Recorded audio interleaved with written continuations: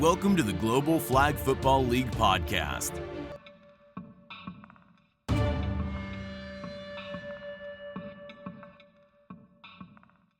Hello, everyone, and welcome to episode 3 of the Global Flag Football League podcast.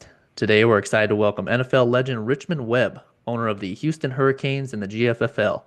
Richmond had an incredible 13-year NFL career, earning 7 Pro Bowl selections, multiple All-Pro honors, and a spot on the NFL's 1990s All-Decade team. He's also a proud Texas A&M Hall of Fame inductee and was named the 1990 AFC Rookie of the Year. In this episode, we'll explore Richmond's football journey, his experiences at Texas A&M, and what made him one of the most dominant offensive tackles in the game. We'll also hear about his transition to flag football and what drew him to the GFFL and his plans for building a successful franchise with the Houston Hurricanes. Richmond, thanks for hopping on the podcast today, man. Dylan, how you doing today? Good to be on with you today, sir. Yeah, doing great. Excited to get to talk to you, man. So before we actually get into talking about the GFFL, I'd like to start at the beginning, and give our listeners some background on your journey. So what initially drew you to football, and when did you realize you had the potential to compete at an elite level? Well, I think I grew up in Dallas, Texas, so huge football, probably similar to like California out there where you at. But Right. Just from a kid, was a huge Dallas Cowboy fan and rooted for them. And I think you dream of playing professional football, but I don't think it became a reality. Possibly that I might have an opportunity to my senior year at Texas A&M, and then that's when it truly became a reality. Because at the end of the day, anytime you're trying to make a professional sports team, it's maybe 1%, and the odds are against most people. So by the end of my senior year, I knew I'd have an opportunity. But that's probably when my dream kind of came to a reality, and then ended up getting drafted and all that. And it kind of took off from there. Right. No, that's amazing. I mean, obviously you had an amazing collegiate career first, and then becoming the number one or the first round draft pick with the Dolphins. I mean, so Texas A&M, they obviously have such a rich football tradition, right? So what did playing there teach you about discipline, hard work, and teamwork, and how did those lessons shape your journey to the NFL? Yeah, I think it's just, I've been fortunate not only at Texas A&M, but high school, middle school. I've been fortunate to have really good coaches that really truly care about their players. And I've had so many coaches pour into me as far as the development of making me a better player. I mean, you could probably look at where I started versus where I finished. I was raw material, but, played in the park and stuff growing up. But I Yeah. started playing middle school. And, it's different when you start playing organized football. You got to learn your Right. stance and all the different little techniques. When you playing in the park, everybody think they're a wide receiver, quarterback, or running back. So Right. start learning that. But, Jackie Sherrill was my coach, and we went to 3 Southwest Conference championships. And I think with going to a school that had that winning tradition, and the level of competition was high. So either if you were going to get on the field, you had to really, lift the weights, keep your grades up, stuff like that. So I think it was just the environment I was put into, and then getting drafted by the Dolphins, by Don Shula, probably the greatest coach ever coached the game. Yeah. And then, being surrounded by guys like Dan Marino, Mark Duper, Mark Clayton, I always had great examples of how it should be done. And I kind of gravitated to those players. And I think that's why I had a lot of success. Right. Yeah. I mean, obviously, right, with all the all pros and rookie of the year, I mean, that's incredible. That doesn't just happen, especially with the players that you had to play against, right? I mean, it was such a different game back then, right? Totally different game. It was more, ironically, it was, most teams ran the football a lot, but, we were airing it out. So a lot of times we probably was like teams that kind of play today, where most teams are more, they pass dominant, where back then it was more they were more run dominant, just physical style of football. But we had Dan Marino, and so that's Right. what we did. We aired it out and did that. But at the same time, we had to protect the quarterback and give him an opportunity to do what he did best, and that was throw the football. Mm-hmm. Right, right. But I mean, offensive tackle is easily one of the toughest and most physically demanding positions in football. I mean, everybody can agree on that, right? But yet you thrived in a league for 13 years at that position. What was your secret to having such a long and successful career? Yeah, I think for me, I found out early on I had to get my rest. Some guys can go out, they can parties. That doesn't work for me. So Right. when you kind of figure that out, if you want to do that, maybe in the off season, but during the season, I just wasn't a party guy. I tried to take care of my body halfway decent.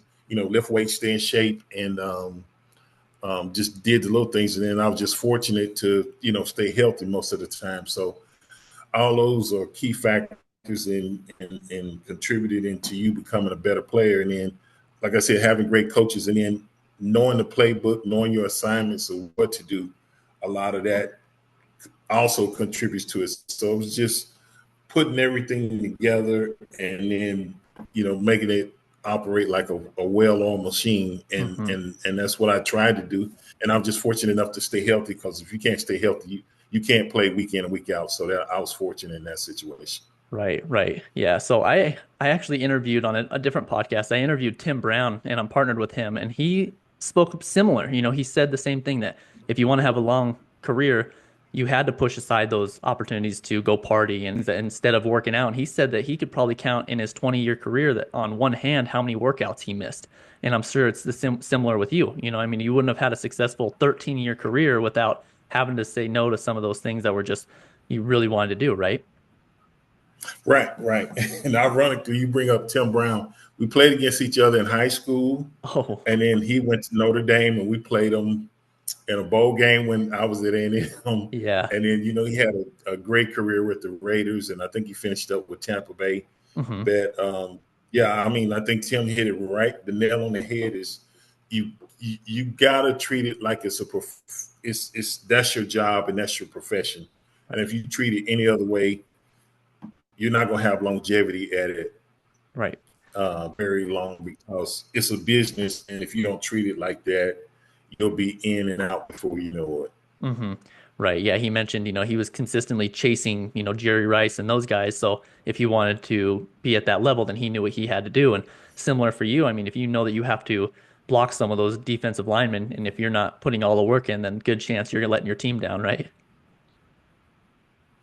No question. And the thing about playing offensive line is, as long as your name is not getting called, you're doing a good job. If you jump off sides or you get beat for a sack or whatever, then the spotlight is on you. So you always want to remain in the background. You don't want to be in the spotlight. And you're exactly right, because, it's like a notch in a defensive lineman's belt. Anytime he can go get a sack on a quarterback, especially, one of the better ones, like Dan Marino, Jim Kelly, John Elway, Montana, those were the marquee guys in the league. And if you could get a sack, you could always say, I had an opportunity to sack that guy, this and that. So it was always extra added pressure, and you want to keep your quarterback clean, and because he gives you the best chance to win. So you are exactly right. You want to stay behind the scenes of the offensive line. Trust me on that. Right. Right. Yeah. I mean, you were tasked with protecting obviously Dan Marino. We, talked about that, which is incredible. I mean, one of the best to ever do it, if not the best, right? I'm a little bit biased because I'm a Joe Montana fan, but I think, those two obviously were the two guys, and then, John Elway as well. But how did you approach that responsibility, and how did you learn from playing alongside one of the greatest QBs in NFL history? I learned, like I said, John Sandusky was my first offensive line coach, and with me coming from A&M, we ran option a lot, and so he did a tremendous job of getting me prepared for throwing the football as much. So that was one thing I had to really hone my skills on was, pass protection. We threw the ball at A&M, but most of the time we ran the option, or we just a physical team that ran the football, and so to make that transition from running the football to passing the football, it was, just the footwork, getting used to sometimes being in a 2-point stance where I really hadn't done that very much, and Yeah. just, learning the little techniques to help you be successful, because you can't turn too quick or you give up the short corner and stuff like that. So, like I said, just having good coaches and being receptive to what they were trying to teach me made a huge difference in it. And so I wanted to be successful, and I'm a competitive first round pick. That was another motivational tool for me. I always took it and said, okay, I want to do good at it. I want to be one of the best in my position. And when you see guys that are really highly successful, like you said, Joe Montana, if I played for the 49ers, I would have looked at him because he's had success, not just one year, but year in, year out. And you're like, okay, what is it this guy is doing? How is he preparing? And then when you become one of his teammates and how he works in practice, how he watches film, quarterbacks they lift weights, but not like that. But they do everything they need to do in order to be successful. Right. And I think most people look at it and just say on Sunday, this guy is really, really good, but they don't really know what he had to do for that week to prepare for those few hours he has to play on Sunday. And once I kind of figured that out, I just kind of stayed behind the scenes, and this is what these guys do. Put in a little extra time, and always just do the very bare minimum, and it pays dividends. Right. Yeah, you're absolutely right. I mean, I look at it, because I played quarterback growing up all through high school, and I always thanked my offensive line because I knew that I wouldn't be successful without them. And I know quarterbacks do the same thing, if they take care of their line. I'm sure Dan Marino did a lot for you guys to, make sure you guys felt like you guys were, getting some of the respect that you guys deserved. And it's just, but sometimes those O linemen it's like a thankless job. It's like the quarterbacks get all the success, running backs get the success, and the accolades, but they don't realize that some of these O linemen or most of the O linemen are the reason that they're getting these stats, right? And so in a run heavy league compared to a, pass heavy, or what you guys were doing with pass heavy, it's such a different transition, and you were still a Pro Bowler, and it was, even though you guys were one of the only teams that threw as much as you did. So, I mean, your accolades and your Pro Bowl selections, all that, it speaks volumes for the amount of the type of tackle that you were. Yeah, I appreciate it. And like you said, I think once you start playing offensive line, I think you grow accustomed to not getting all the attention. It's not a glory position, but Right. I think, like you said, as long as your quarterback, like you appreciated your lineman. If we got appreciation from Dan, from our teammates, and then to be honored by the guys that you played against or whatever, that's your reward. But if you're looking to be in the newspaper and in all the commercials or whatever, you're playing the wrong position. Right. It's just, it doesn't come with the territory, but I think you just understand that's what it is, and it's not that it's a slight. It's just that's just the way the game is. And once you understand it, it's no big deal because it's a team sport. So I just need to play my role in order for us to have success as a team. And if I win, we win, the team wins, that's what it's about. Right. So you mentioned having, the guys that did the right things, they did it all the right way, and the ones that worked hard. But did you have any tackles or offensive linemen that were your mentors that kind of helped you when you first got into the league? And then have you also had the opportunity to mentor players going into the league? Yeah, I think if I had to say a mentor, when I first got there, the good thing was me and Keith Sims came in as rookies, so we played side by side. So we kind of grew up together, but we played really, really extremely well together. You would have thought we went to school from elementary on, and we had been playing, but we met at the combine, and then got drafted by the same team, and we just gelled immediately. But some of the veterans was back then was Jeff Ulenek. He was a center. Roy Foster, Jeff Dellenbach. Those were the guys that had started the year before, but they had years of experience. So you could always go back to those guys, and they could give you little pointers. Hey, look for this if you see that, because even though they're not playing, they're watching the game, and you might come to the sideline and they might notice something that they can share with you. So that was done for me. And then when younger guys came in up under me, I tried to, mentor them and this and that. It's just when people give to you, you got to give back. And Yeah, it's good when you get a situation like that, but a lot of times you get in situations where if the veterans are threatened and they think you're gonna take their job, they won't help you. But Yeah, right. yeah, Sure that, they felt that presence with you because obviously you were a first round draft pick and then to have immediate success. I mean, Pro Bowl right away, rookie of the year and then Pro Bowls right after year. I mean, obviously you were doing something right. It's, amazing to see the career that you had, man.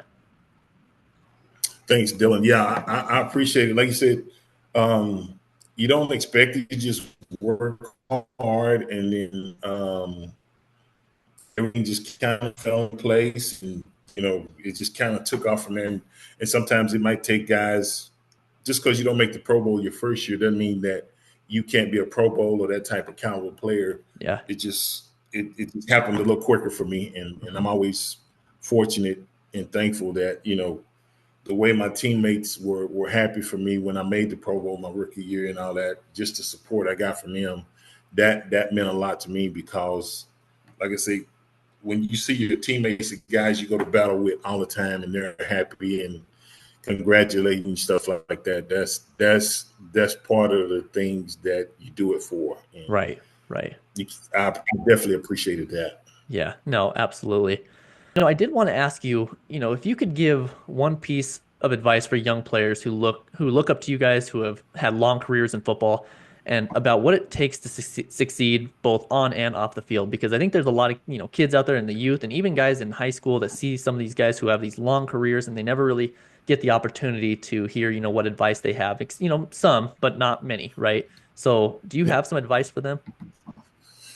The thing I always tell young people when I talk to them is get your education first. If you get an opportunity to go to school and athletics pay for your education, get the education, because a lot of times you can have that dream. I played with guys that were highly talented, and an injury in college prevented them from possibly playing in NFL. So the main thing I always say is get your education. From there, you got to put the work in. You got to lift the weights. You got to work out, learn your assignments, and then listen to your coaches, this and that. And then once you do that, possibly just depending on how the type of stats you have and the type of success you have, you may have an opportunity. And then, the average I try to tell people is the average is about 4 years to play professional sports. Some guys, I think Jerry played about 20. I played 13. Tim Brown, I think he played 17 or 18 years.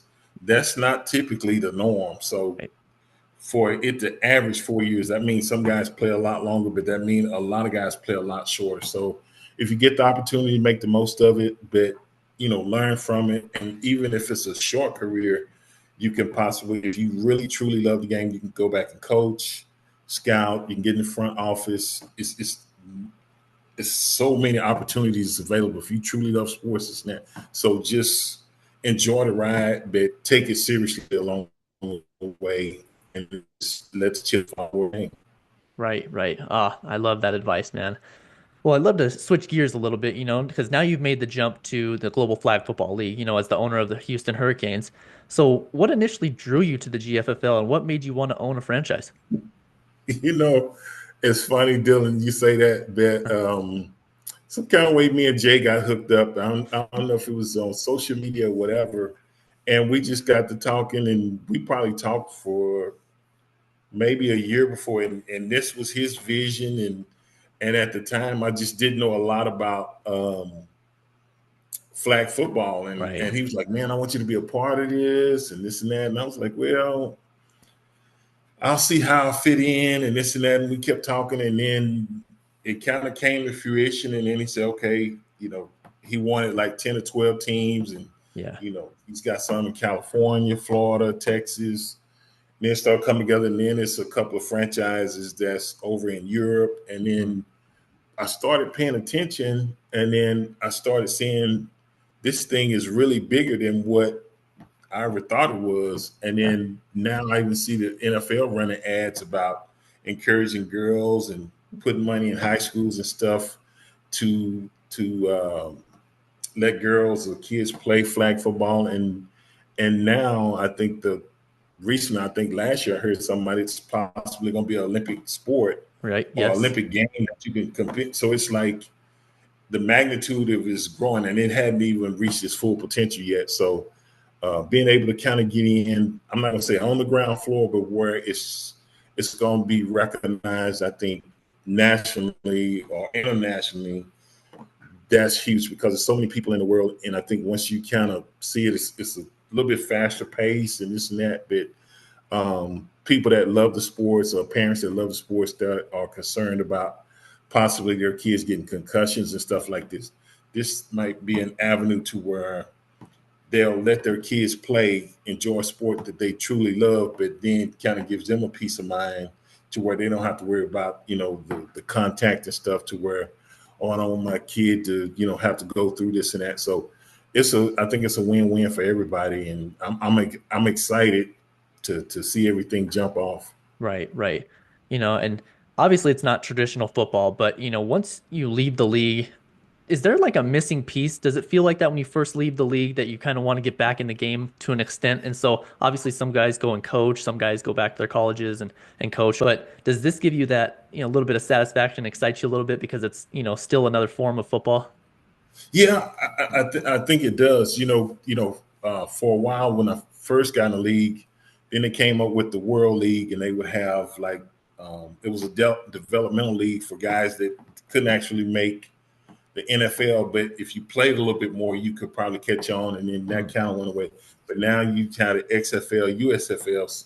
The thing I really like about it is typically once the Super Bowl is played, it's a dead period. It is. But I think now it's going to give people an opportunity to possibly see football year round, and I think that's going to make a lot of people happy because I know some people that have really withdrawal symptoms. Yeah. Once the season is over until it really starts back in like August, September. So, yeah, I'm excited. I think this is going to fill a void that's been missing for a long time, and I think people really going to appreciate it. Right. Yeah, I definitely agree with you there. And you mentioned girls in the sport and then the youth. I mean, the opportunity is amazing because you see how many girls want to play football and then they make it to whether it's, even if they make it to middle school, I mean, it's not very many girls are actually getting to do that. So you've seen, I think even collegiately, there's girls flag football now, in certain states. So it's obviously taking off. Like you said, you're maybe not quite the ground floor, but it still is very, very new. So I feel like it is pretty much the ground floor. And it's, I'm excited to see what's going to take place, moving forward. But how do you plan to approach building, a competitive, successful team in flag football? And what lessons from your NFL career do you believe you'll be able to apply as the owner of the Houston Hurricanes? Oh, well, I think it's just the first thing is, I have a lot to learn. So Yeah. the thing I do is try to find somebody that has experiences with this. You don't have to be the greatest player, but sometimes the guys that were backups or something make the best coaches because when everything sometimes I'm not gonna say it comes easy to you, but when you play at a high level, you can't expect everybody to reach that level. You know what I'm saying? You might have a few guys up there, but then and so I think sometimes guys struggle with that, but some guys it's just finding your niche. And I think surrounding myself with people that has different knowledge in areas and this and that, and we all come together and it's not about me, it's about us as a team and forming it as a team and willing to listen and learn and vice versa, share knowledge and information. I think that's how you build that team and build success. Is everybody kind of got to be on the same page, but know that everybody has an important or integral part to play as far as the success of it. Right, right. Have you had an opportunity to speak with any of the other franchise owners? I've typically we've slowed down for a little bit, but we typically on Monday or Tuesday would all get on a Zoom with Jay, and we would all kind of update what's going on, what we're working on, planning tryouts and stuff, workouts for players that want to possibly play and setting up different areas in the country because, we got teams from the West Coast all the way down to Florida. Yes. So setting up where people can come try out and this and that. So we've had meetings like that. I think they're about to start back up, but we took a little break after the Super Bowl because I think people were traveling and stuff, but we should be getting ready to get started back up and jump back into that right now. Right. Yeah. No, it's pretty exciting about the tournament coming up in Vegas in August. You know, I know a lot of people are excited about that. And so I know you guys have your work cut out for you when it comes to the recruiting and, you know, going through that all 22 and, you know, picking the players that you guys are going to be, you know, potentially having for the tournament. I think it's going to be exciting. No question. Like you said, I think it'll almost shock you if you're able to go out to Vegas to see the tournament or how many actual teams it is, and that's not all of them, but I'm sure that's a huge event. And just from talking to one of the owners, we call him Ump, but he's down in the Tampa area, and he's been involved in flag football for years, and his here and the passion that he has, I'm sure that's going to be a sight to see. So that should be an amazing event out in Vegas, right? Right. Yep.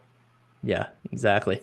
Nope, I agree with you 100%. I'm excited for it. I'm excited to see this thing going. Well, thanks so much, Richmond, for joining today and speaking with us. I did want to ask, how can fans follow and support the Houston Hurricanes and then stay engaged with what's happening in the GFFL?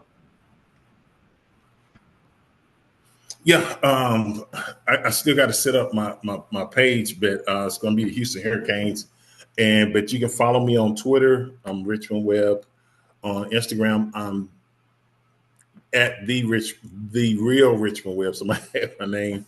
And then Facebook, I'm Richmond Webb. So if you follow me, I just got to get that set up, and then I'll be posting about the GFFL League and also the Houston Hurricanes. So it should be exciting. Come be a part of it. Come out, watch games, stuff like that. We're going to have a lot of fun. I'm looking forward to it as well, Dylan. Yeah, definitely. And I'll make sure that all those links are on the show notes as well. So anybody who wants to connect with you and follow along, I'm sure, you know, there'll be a lot of exciting content. I've already started following you on Twitter, so or X, whatever you want to call it. So I'll make sure that's on there as well. But all right, well, thanks for taking time today, Richard, you know, to join us on the GFFL podcast. I look forward to speaking with you again in the near future and, you know, as this league takes off. Sounds good, Dylan. Thanks for having me on the show.